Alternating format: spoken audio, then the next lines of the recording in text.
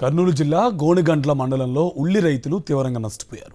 అధిక మొత్తంలో ఉల్లి పంట సాగు చేసిన రైతులు గిట్టుబాటు ధర లేక ఆవేదన వ్యక్తం చేస్తున్నారు. సంచి ఉల్లి ధర 500 రూపాయల లోపు పలుకుతుండడంతో లబోదిబం అంటున్న రైతులు ధర లేకపోవడంతో పొలాల్లోనే ఉల్లిని కుప్పలుగా నిల్వ చేశారు. అరుగాలం శ్రవించి పంట పండిస్తే తీవ్ర నష్టాలు ఎదురవుతున్నాయని వాపోయారు. కొట్టిమి సర్కార్ స్పందించి మద్దతు ధర కల్పించాలని డిమాండ్ చేస్తున్నారు. పంటకు పెట్టిన పెట్టుబడి కూడా దక్కే పరిస్థితి లేదని చెప్తున్నారు. బాట మీద పండుకున్నా ఏటి మీద చేయాలనేది అర్థం కాదు సార్. మనం పెట్టుబడులు పెట్టిన దానికి కూడా రావడం లేదు. మేము ఎంత వేస్ట్ ఉన్నామంటే అంత వేస్ట్ పంటలు పండించుకొని ఎదురు చూస్తున్నాం సార్. అసలు రేటు గిట్టుబాటు ధరే లేదు సార్. మాకు మేము ఏం చేయాలో అర్థం కాకుండా ఉంది సార్. మేము పెట్టుబడుల కన్నా తిరిగి రావాలి కదా సార్. మాకు అమౌంట్ లేదు. ఇది దిగుబడి తక్కువనే, రేట్లు తక్కువనే, అన్నీ తక్కువనే.